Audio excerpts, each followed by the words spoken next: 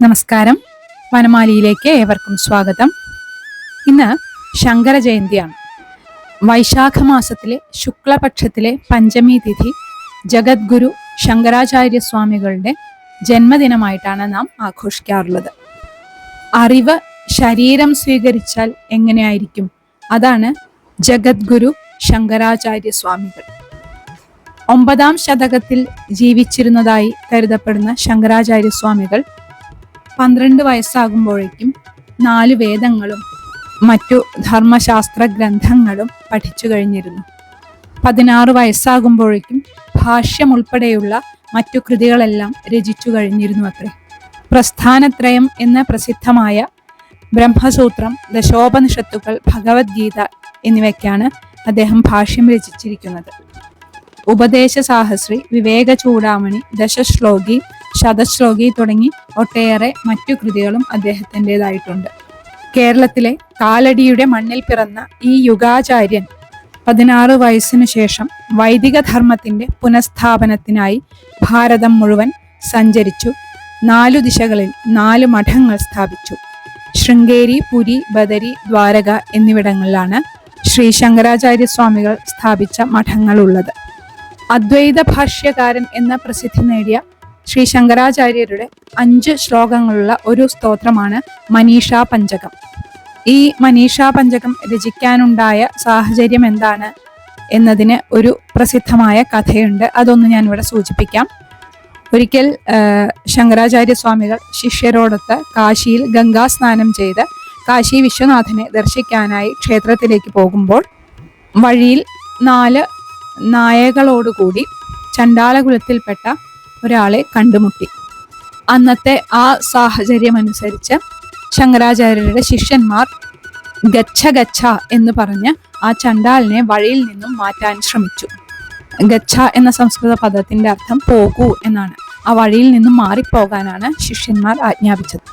ഇത് കേട്ട ചണ്ടാളൻ ശങ്കരാചാര്യ സ്വാമികളോട് ഇങ്ങനെ ചോദിച്ചു അത്രേ. ആ ശ്ലോകം എങ്ങനെയാണ്?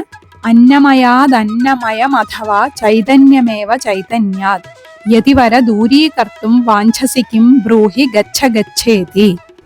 അതായത് ഈ ശരീരത്തെ ശരീരത്തിൽ നിന്നുമാണോ അതോ ആത്മാവിനെ ആത്മാവിൽ നിന്നുമാണോ ഗച്ഛ എന്ന് പറഞ്ഞ് അങ്ങ് ദൂരത്തേക്ക് മാറ്റാൻ ആഗ്രഹിക്കുന്നത് എന്നാണ് ചോദിച്ചത്. അതായത് അദ്വൈത സിദ്ധാന്തിയാണല്ലോ ശങ്കരാചാര്യ സ്വാമികൾ.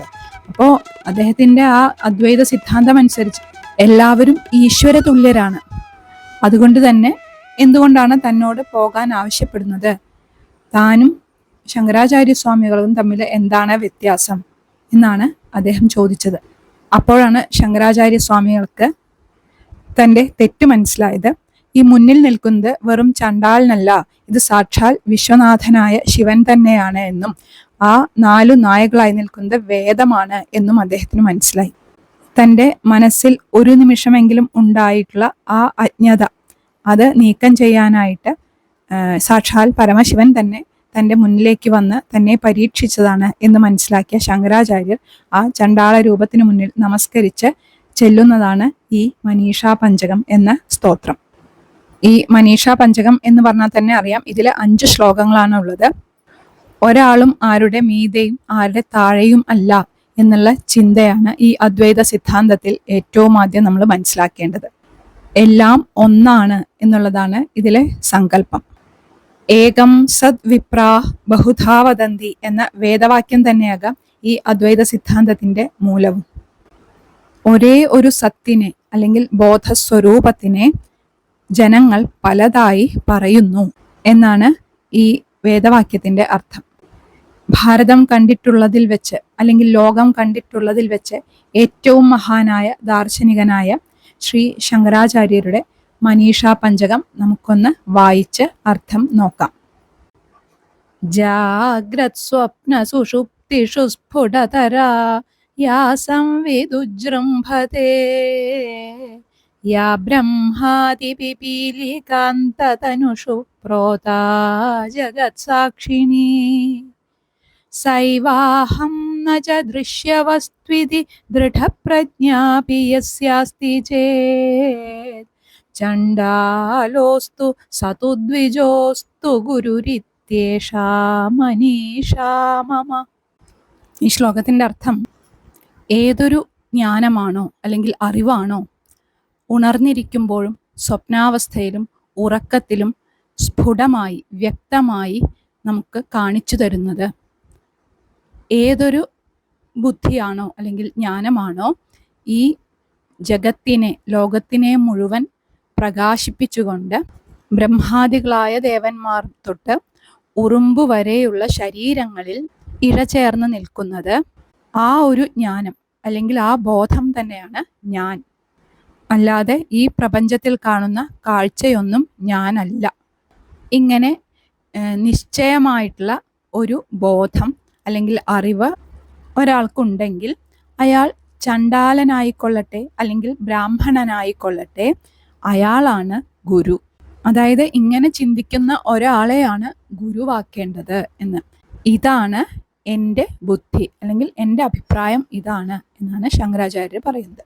ഇനി അടുത്ത ശ്ലോകം, ബ്രഹ്മൈവാഹമിദം ജഗच्च സകലം ചിന്മാത്ര വിസ്താരിതം സർവം ചൈതദവിദ്യയാ ത്രിഗുണയാ ശേഷം മയാ കൽപ്പിതം ഇത്തം യസ്യ ദൃഢാമതി സുഖതരേ നിത്യേ പരേ നിർമ്മലേ ചണ്ഡാലോസ്തു സതു ദ്വിജോസ്തു ഗുരുരിത്യേഷാ മനീഷാ മമ.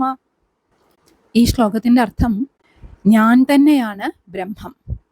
ഈ ലോകം മുഴുവൻ നിറഞ്ഞു നിൽക്കുന്നത് അതിൻ്റെ പ്രകടമായ രൂപമാണ്. എന്നാൽ ഈ ബ്രഹ്മത്തിനെ പലതായിട്ട് നാം കാണുന്നുണ്ട്.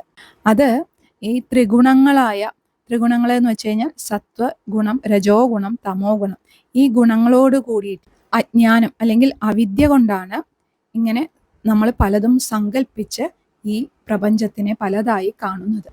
ഏറ്റവും സുഖസ്വരൂപമായ അല്ലെങ്കിൽ ആനന്ദസ്വരൂപവും നിത്യവും ഏറ്റവും നിർമ്മലവുമായ, അതായത് കളങ്കമില്ലാത്തതുമായ ഈ ബ്രഹ്മത്തിൽ ഏതൊരാൾക്കാണ് ഉറപ്പായിട്ടുള്ള ദൃഢമായിട്ടുള്ള ബുദ്ധി ഉണ്ടാകുന്നത്, ജ്ഞാനമുണ്ടാകുന്നത്, അയാൾ ചണ്ടാലനായിക്കൊള്ളട്ടെ ബ്രാഹ്മണനായിക്കൊള്ളട്ടെ അദ്ദേഹമാണ് ഗുരു എന്നുള്ള ഈ കാര്യം എൻ്റെ ദൃഢമായ ബോധമാണ് എന്നാണ് ഈ ശ്ലോകത്തിൻ്റെ അർത്ഥം. ഇനി അടുത്ത ശ്ലോകം, ശശ്വന്നശ്വരമേവ വിശ്വമഖിലം നിശ്ചിത്യ വാചാ ഗുരോ നിത്യം ബ്രഹ്മ നിരന്തരം വിമൃശതാ നിർവ്യാജ ശാന്താത്മനാം ഭൂതം ഭാവി ച ദുഷ്കൃതം പ്രദഹതാം സംവിന്മയേ പാവകേ പ്രാരബ്ധായ സമർപ്പിതം സ്വവപുരിത്യേഷാ മനീഷാ മമ. ഇതിൻ്റെ അർത്ഥം, ഗുരുവിൻ്റെ വാക്ക് കേട്ടിട്ട് ഈ ലോകം മുഴുവൻ എല്ലായ്പ്പോഴും നശിച്ചു കൊണ്ടിരിക്കുക തന്നെയാണ് എന്ന് മനസ്സിലാക്കിയിട്ട് നിർവ്യാജമായ കറയറ്റ ശാന്തമായ മനസ്സോടുകൂടി നിത്യവും എല്ലായ്പ്പോഴും ബ്രഹ്മവിദ്യയെ മനസ്സിൽ വിചാരം ചെയ്ത് സത്യസ്വരൂപമായ ആ അറിവ്, ആ ജ്ഞാനത്തിൻ്റെ അഗ്നിയിൽ ഇതുവരെ ചെയ്തതും ഇനി ചെയ്യാൻ പോകുന്നതുമായ ആ കർമ്മസഞ്ചയത്തെ ദഹിപ്പിച്ച് സ്വന്തം ശരീരം താൻ ചെയ്ത ആ കർമ്മഫലത്തിനായിട്ട് സമർപ്പിക്കുകയും ചെയ്യുന്നു എന്നതാണ് എൻ്റെ ദൃഢമായിട്ടുള്ള ബുദ്ധി അല്ലെങ്കിൽ അറിവ്. ഇനി അടുത്ത ശ്ലോകം, യാതിര്യങ് നരദേവതാഭിരഹമിത്യന്തസ്ഫുടാ ഗൃഹ്യതേ യദ്ഭാസാ ഹൃദയാക്ഷദേഹ വിഷയാ ഭാന്തി സ്വതോ ചേതനാ താം ഭാസ്യൈ പിഹിതാർക്കമണ്ഡലനിഭാം സ്ഫൂർത്തിം സദാ ഭാവയൻ യോഗീ നിർവൃതമാനസോ ഹി ഗുരുരിത്യേഷാ മനീഷാ മമ. ഇതിൻ്റെ അർത്ഥം, യാതൊരു ബുദ്ധിയിലാണോ പക്ഷി മൃഗാദികളാലും മനുഷ്യരാലും ദേവന്മാരാലും ഞാൻ, എൻ്റെ എന്നുള്ള ഒരു ചിന്ത നമ്മുടെ ഉള്ളിൽ വളരെ വ്യക്തമായിട്ട് ഉണ്ടാകുന്നത്. അതുപോലെ പൊതുവെ അചേതനങ്ങളായിട്ടുള്ള മനഃശരീരേന്ദ്രിയാദി വിഷയങ്ങൾ ഏതൊന്നിൻ്റെ പ്രകാശം കൊണ്ടാണോ പ്രകാശിക്കുന്നത്, ദൃശ്യമായ വസ്തുക്കളെ കൊണ്ട് മറയ്ക്കപ്പെട്ട സൂര്യമണ്ഡലം എന്ന പോലെ ആ ചേതനയെ മനസ്സിൽ ധ്യാനിച്ച്, അതായത് ഏതൊന്നിൻ്റെ പ്രകാശം കൊണ്ടാണോ എല്ലാതും പ്രകാശിക്കുന്നതെന്ന് പറയില്ലേ, ആ സത്യരൂപത്തെ മനസ്സിൽ ധ്യാനിച്ച് സദാ അനുഭവിച്ചുകൊണ്ട് നിർവൃത മാനസത്തോടുകൂടി, അതായത് പൂർണ്ണ തൃപ്തിയോടുകൂടി ഇരിക്കുന്ന ആളാണ് ഗുരു എന്ന് പറയുന്നത്. ഈ കാര്യം എൻ്റെ ദൃഢമായ വിശ്വാസമാണ്, അല്ലെങ്കിൽ ബോധമാണ് എന്നാണ് ഈ ശ്ലോകത്തിൽ പറയുന്നത്. അതായത് ആ സത്യസ്വരൂപമായ അല്ലെങ്കിൽ ജ്ഞാനസ്വരൂപമായ ആ പ്രകാശത്തെ മനസ്സിൽ വിഭാവന ചെയ്ത് സദാ അതിനെ മനസ്സിൽ അനുഭവിച്ചുകൊണ്ട് ഏറ്റവും തൃപ്തിയോടുകൂടി ആരാണോ ജീവിക്കുന്നത്, അദ്ദേഹമാണ് ഗുരു എന്ന വാക്കിന് ഏറ്റവും യോജിച്ചത്. ഇത് എൻ്റെ ദൃഢമായ വിശ്വാസമാണ്, ബുദ്ധിയാണ് എന്നാണ് ഈ ശ്ലോകത്തിലൂടെ പറയുന്നത്. ഇനി അടുത്ത ശ്ലോകം വായിക്കാം.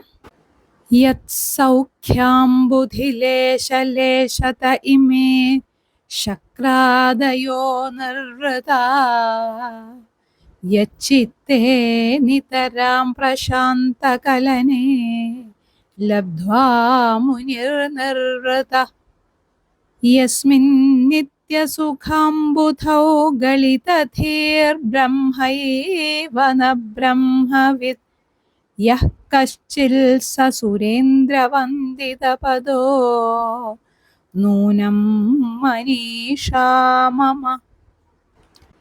ഇതിൻ്റെ അർത്ഥം, ഏതൊരു സൗഖ്യാംബുധിയിലാണോ, അതായത് ആനന്ദാബ്ധി എന്നൊക്കെ പറയാം, സുഖ സമുദ്രത്തിൽ നിന്നും ഇത്തിരി വളരെ കുറച്ച് ലേശം നുകർന്നിട്ടാണോ ശക്രാദികളായ, ശക്രൻ എന്ന് വെച്ചാൽ ഇന്ദ്രാദികളായ ദേവന്മാരെല്ലാം ആനന്ദ നിർവൃതരായി കഴിയുന്നത്, ഏതൊരു ചിത്തത്തിലാണ് അല്ലെങ്കിൽ മനസ്സിലാണ് ഈ ലോകത്തെക്കുറിച്ചുള്ള സങ്കല്പങ്ങൾ ഏറ്റവും ശമിച്ചിരിക്കുന്നത്, എന്ത് ലഭിച്ചിട്ടാണ് അല്ലെങ്കിൽ ഏത് ബോധസ്വരൂപത്തെ അറിഞ്ഞിട്ടാണ് മുനിമാർ ആനന്ദത്തിൽ മുങ്ങിയിരിക്കുന്നത്, നിത്യമായ ആ ആനന്ദക്കടലിൽ ഗളിതമായ ധിയോടു കൂടിയ ബുദ്ധി അലിഞ്ഞു ചേർന്ന ആള്, അദ്ദേഹത്തെ ബ്രഹ്മവിദ് എന്നല്ല പറയേണ്ടത്.